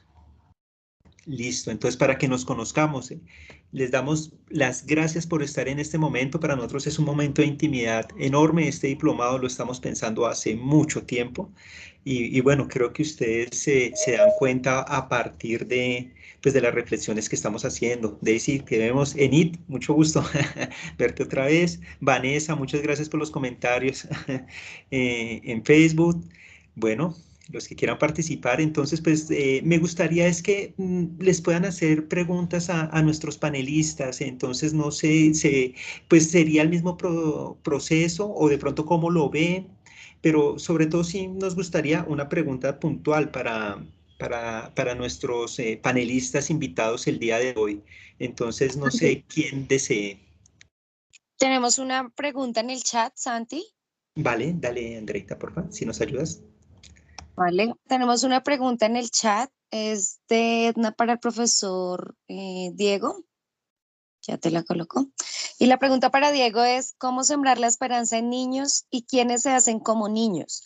Que preguntan a los adultos centristas si ellos creen en Dios, en una sociedad que no vive a Dios, y en qué la pregunta debería ser, ¿vive a Dios? Diego, porfa.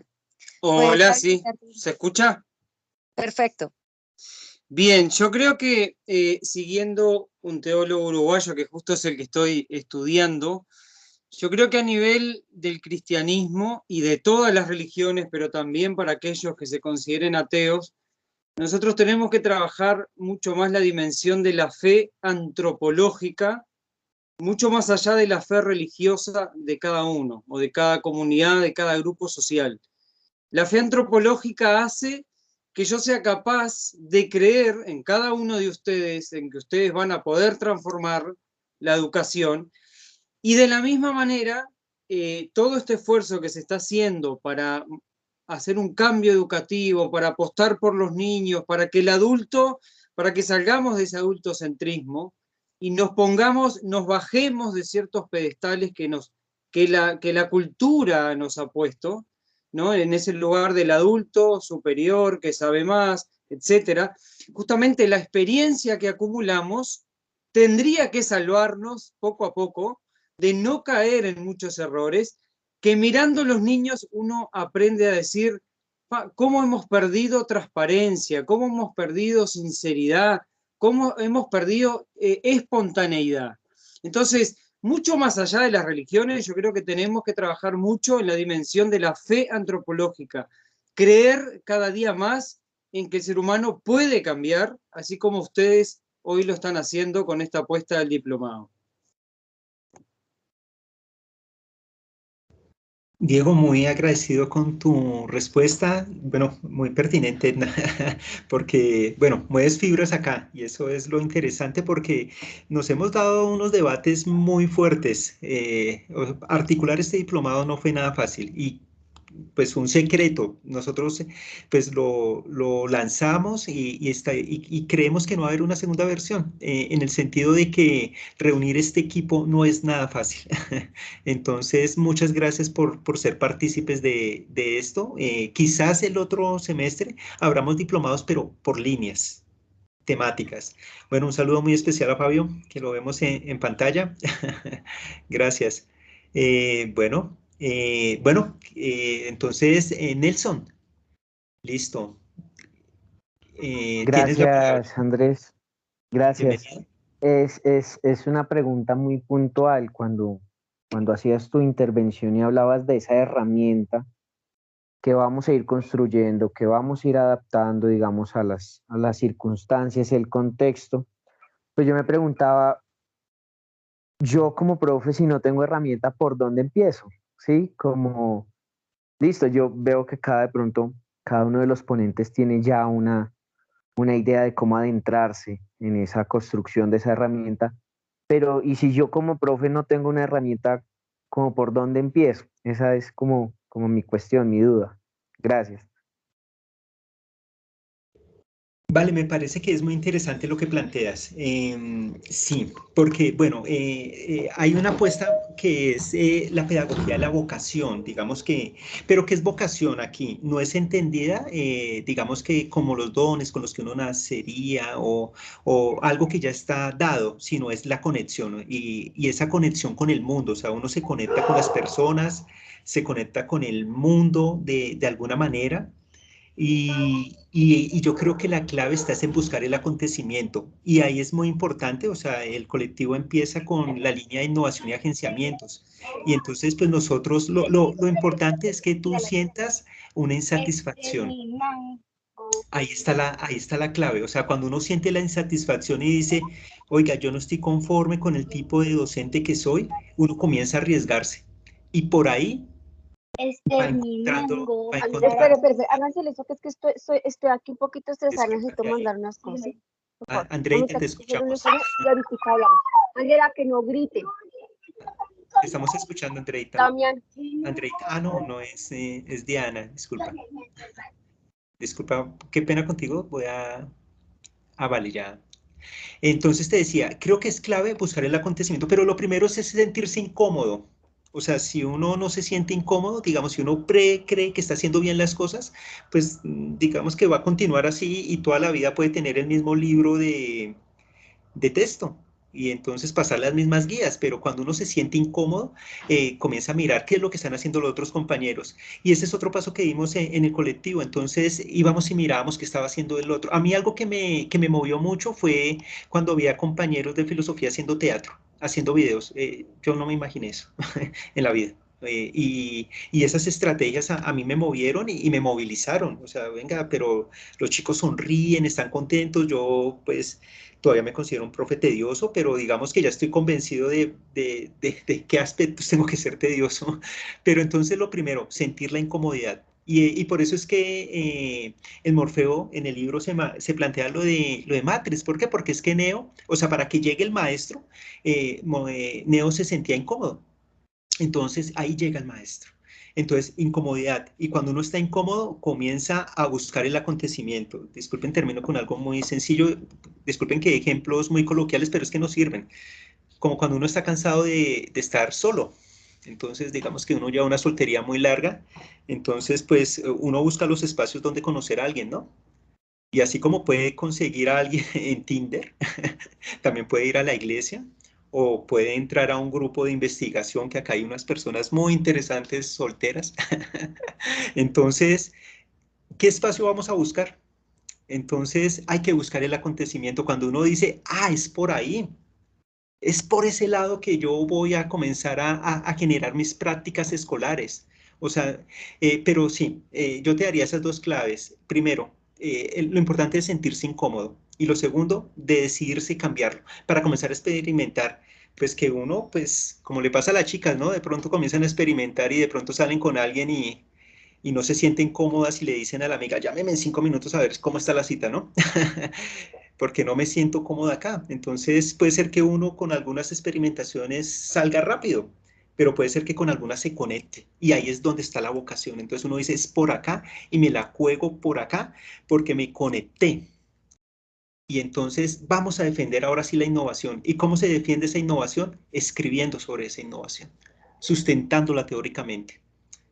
Pues bueno, sería mi apreciación frente a eso. Vale, entonces espero haber respondido algo tu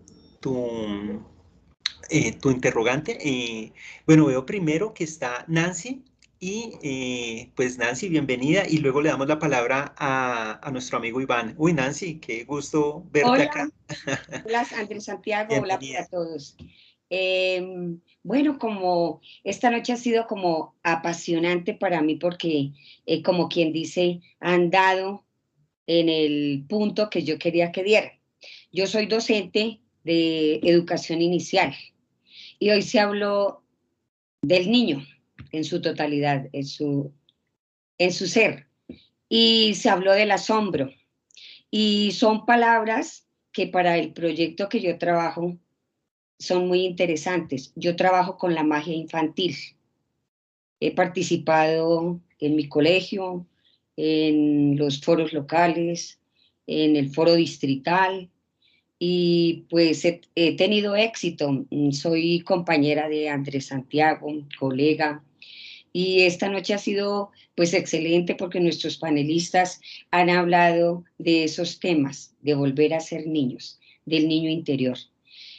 Cuando uno no es niño, porque ya tiene 60, 30, 40, no sé cuántos años más, entonces se le desaparece esa magia. Y cuando se desaparece eso, en el educador, en el docente, pues desapareció todo, porque se quedó el sinsentido.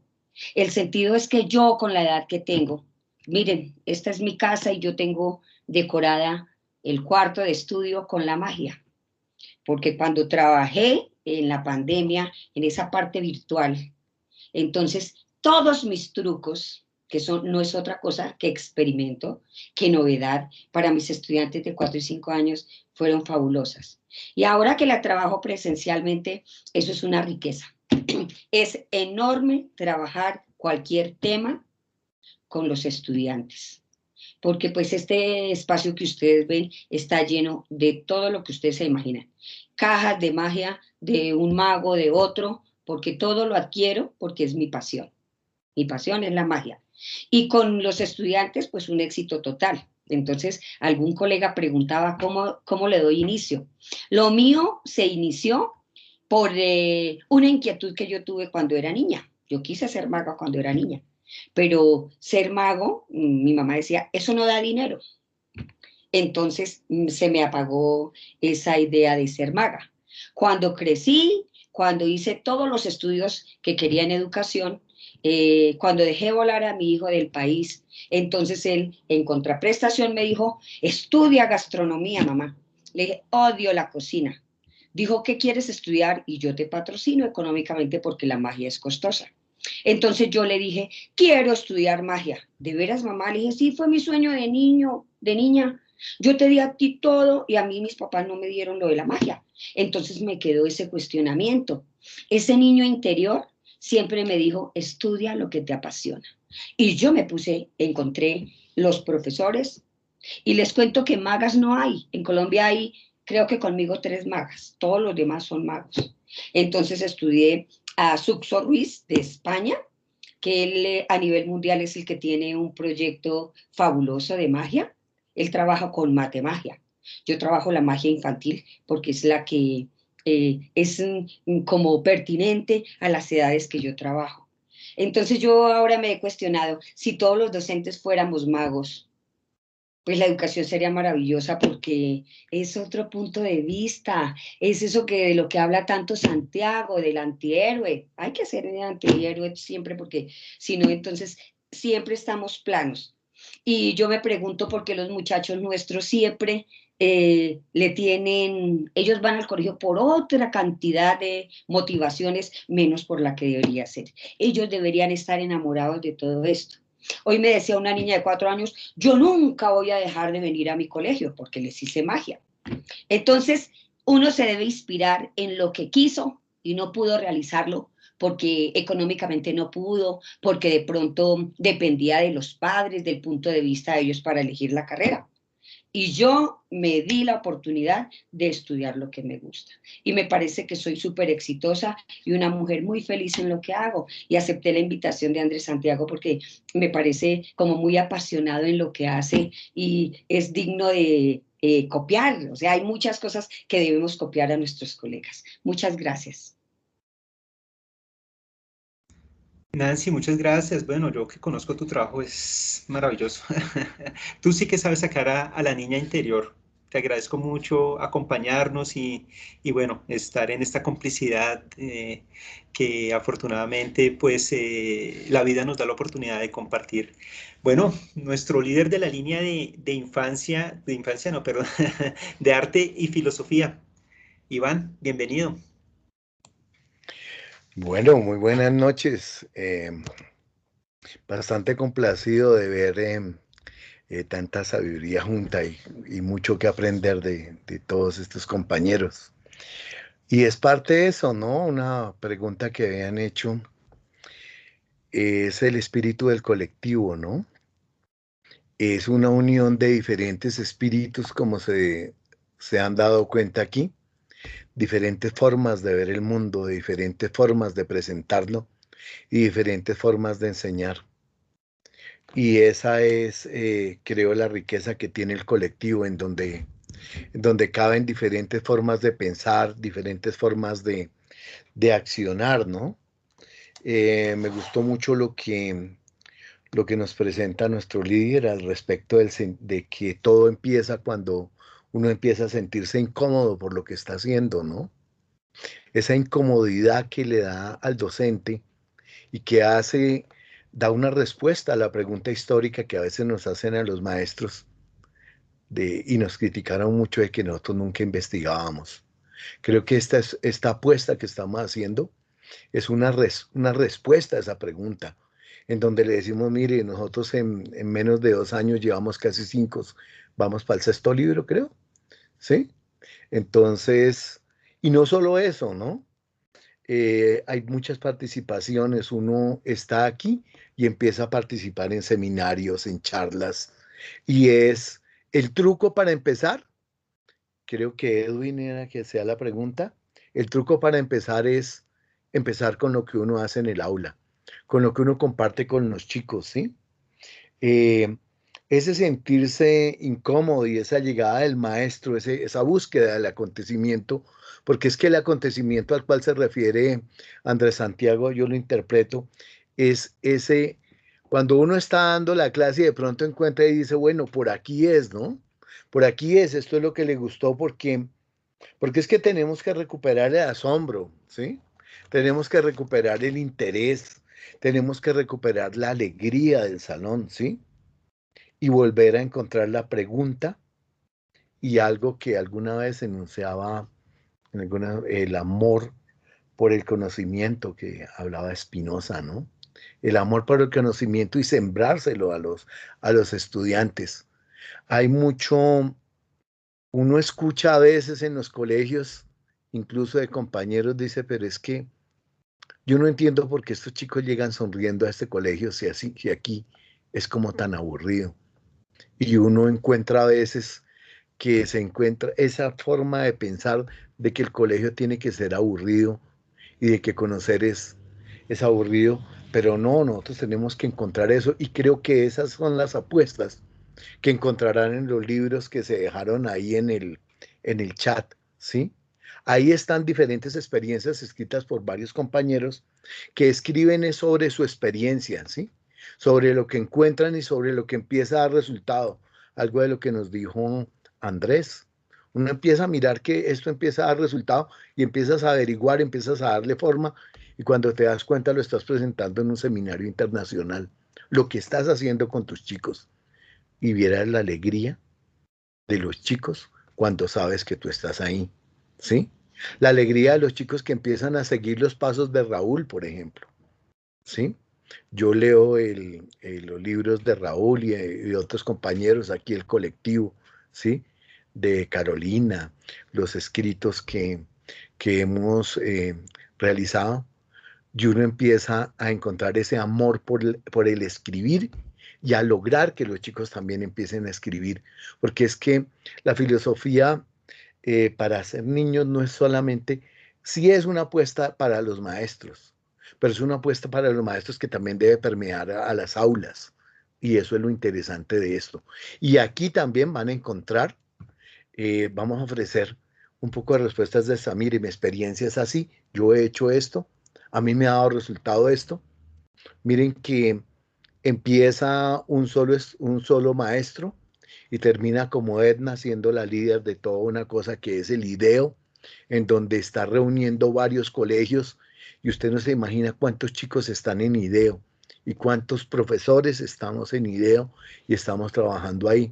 Un sueño de nuestra compañera que empezó con querer hacer una revista, ¿no? Y resulta que esa revista ya va para el 3.er número. Pero fueron sueños que empezaron en las aulas, ¿sí? Así como todos los maestros que están aquí. Entonces, la respuesta es que uno la empieza a encontrar con uno mismo y lo que se hace con este diplomado es el abrebocas para mirar cómo es que se va a hacer. Muchas gracias. Gracias, Iván. Bueno, en orden tendríamos a, bueno, Jesús, un gusto que estés acá acompañándonos. Qué chévere, hace rato que no hablábamos. Entonces, pues bienvenido. Hola, ¿cómo están? ¿Cómo les ha ido? Un Muy gusto bien, también, Jesús. un gusto también verlos de nuevo. Andrés, así hace tiempo que no hablamos en vivo y en directo. No, un agradecimiento gigante por la invitación y aquí estamos encarretados escuchando y aprendiendo mucho. No sé, 2, 3 cositas de pronto desde la ignorancia total sobre cómo llegar a ser niños de nuevo, cómo aprender o cómo a desaprender a ser niños, no sé. Creo que no es cuestión de receta y creo también que es muy importante ese querer construir una ruta para ser niños desde esa escuela a otra, retomando a Andrés Santiago. Entonces, pues muchas gracias por la invitación, rico estar aquí. Y pues por ahí nos estaremos viendo, y una felicitación bien grande y un saludo también muy, muy caluroso y muy cordial a todos y a los panelistas que han estado la noche de hoy y que pues nos han orientado con toda su experiencia y su bagaje. Muchas gracias. No, las gracias son para ti, Jesús. Muchas gracias por estar acá y compartir este espacio. Bueno, Edna. Sí, es que quiero ser aquí Walter Benjamin, entonces le doy la voz a Angelita, que estaba haciendo una pregunta por el WhatsApp, porque no pudo en el chat por el momento. Entonces dice, ¿se puede explicar cómo los niños, niñas, viven tan natural su espiritualidad? No sé, creo que esa sería para, no sé por qué creo que esa sería para Diego.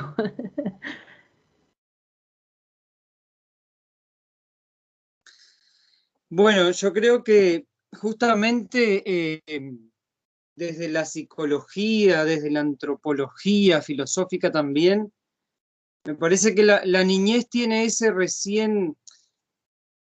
reciente vivencia del sujeto que hace que nazcamos todos con naturalmente unificados, ¿no? Yo creo que en el niño, lo que dije hoy, alma, o le agrego ahora, alma, cuerpo e inteligencia, como que están muy unificados, y por eso eso es lo que vemos en el juego. Cuando el niño juega todo él.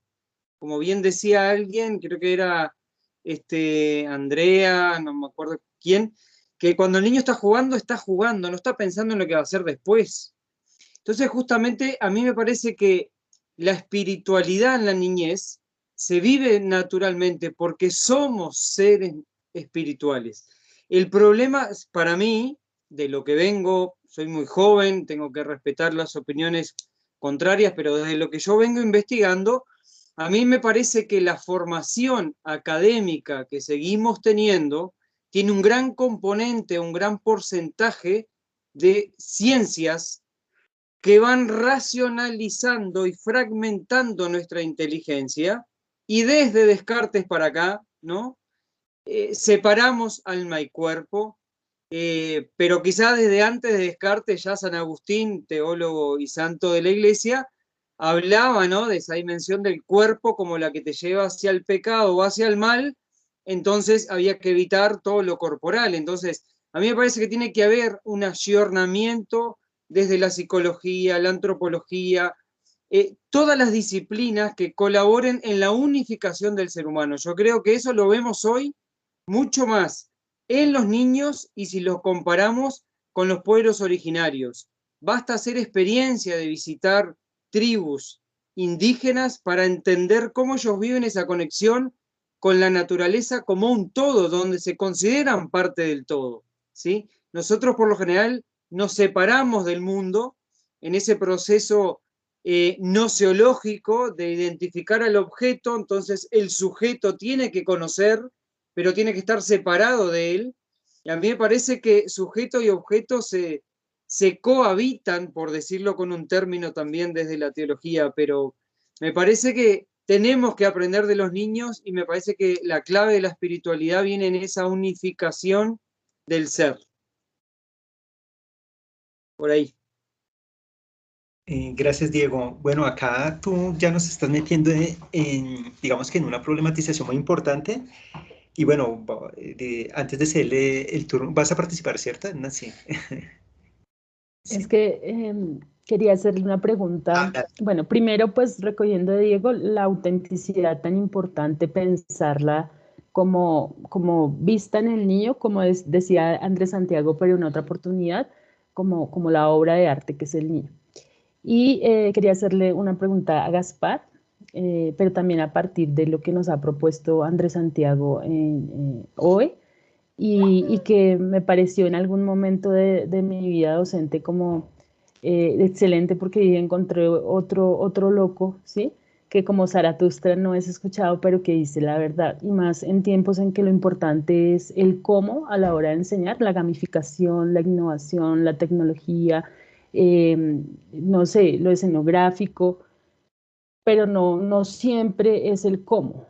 Y no nos hemos pensado más por qué es el qué, aunque él ya nos estaba diciendo que, y es definitivo que nos tenemos que enamorar para transmitir ese amor. Pues finalmente uno debería presentar su película favorita para la clase y esa lectura que lo emociona a uno, pues muy seguramente a ellos también. No solamente como se tiende ahora lo que resulta interesante, el niño debe leer lo que quiere. Entonces es disruptiva la propuesta de Andrés Santiago y necesaria. Pero entonces, Gaspar, ¿cómo se ve eso en la escuela mexicana? ¿Cómo sería una escuela en la cual lo importante también sea el qué? ¿Y cuál sería tu qué?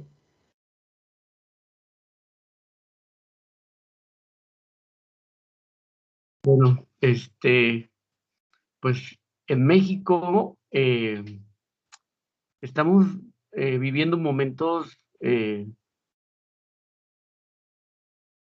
pues un poquito difícil. Yo les comentaba en mi estado, bueno, los que tengan la oportunidad de conocer, el país es muy diverso, muy complicado, muchos grupos originarios.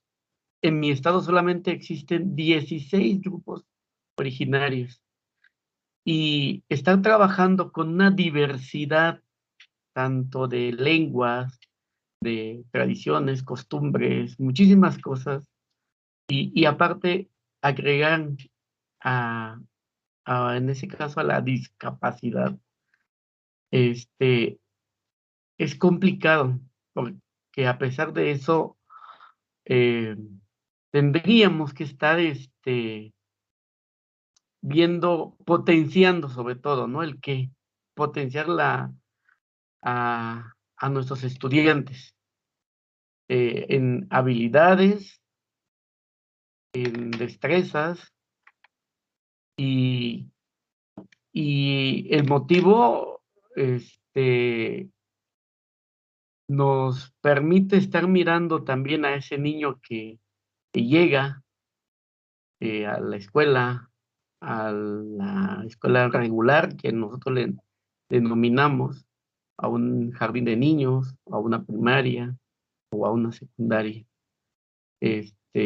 Y lo que queremos es que ellos también tengan ese espacio social donde tendrían que estar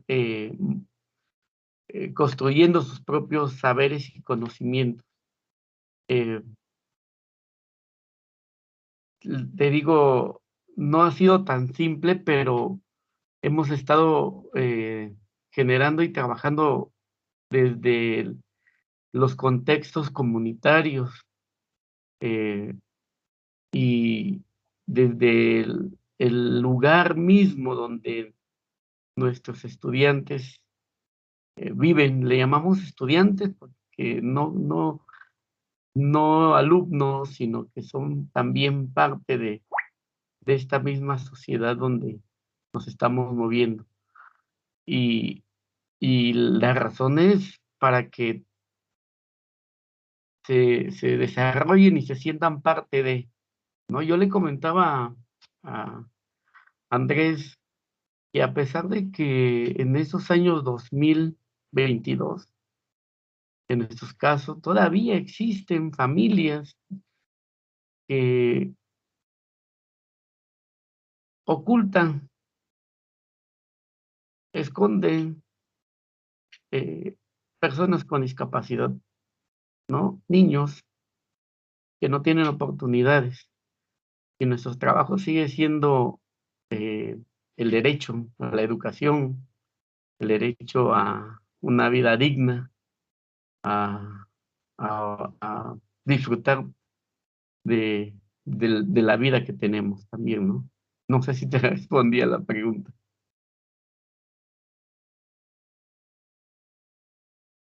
Sí, por supuesto, muchas gracias. Y sí, claro que hay que enseñar en el que la vida y la realidad, como tú estabas exponiendo, me hizo pensar en idea en los estudiantes maestros, porque tú decías, es que ¿qué son ellos? Si son estudiantes y como nosotros. Muchas gracias. Pues bueno, son las 8:58, pues pienso, bueno, y como no tenemos más manitas levantadas, entonces creo que podemos ir haciendo un cierre. Pues un agradecimiento enorme a todos los participantes por estar acá, muy especialmente pues a los invitados que hicieron parte del panel. Muchas gracias. Y bueno, pues agradecerles estar en esta aventura. La próxima sesión, que es el día 24, ahí encuentran unas lecturas en el Drive que hemos compartido. Ahí está la programación general. Ahí, digamos que esa clase es un poco compleja porque, bueno, vamos a hablar de innovación educativa, pero tenemos que hablar de innovación en este mundo actual, con política y economía, y entonces pues nos vamos a meter en ese ámbito y, bueno, esperamos es que desde el respeto pues podamos manejarlo, pero hay una concepción específica y es innovar desde la vocación y no para reproducir el orden imperante. Entonces, pues tenemos que hablar cuál es ese orden imperante desde nuestra perspectiva. Entonces, pues cordialmente invitados, cordialmente invitadas, agradecidísimo de corazón en nombre pues, del colectivo de pensamiento pedagógico contemporáneo. Muchas gracias por estar acá y bueno, nos veremos la próxima semana, si la vida nos lo permite. Entonces, un abrazo muy fuerte y bueno, una feliz noche. Les agradezco mucho. Muchas gracias, buenas noches. Muchas gracias. Feliz noche, que estén bien. Feliz noche para todos. Muchísimas gracias. A todos ustedes, muchísimas gracias. Un brindis por esa primera sesión, Santiago. Un brindis por la primera sesión. Ay, qué lindo, gracias. Un brindis. Muchos éxitos. Qué lindo.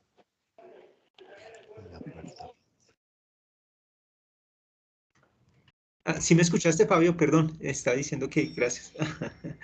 Bueno, una feliz noche. Sí. Chao, que descansen. Chao, Gracias. muchas gracias. Te agradezco.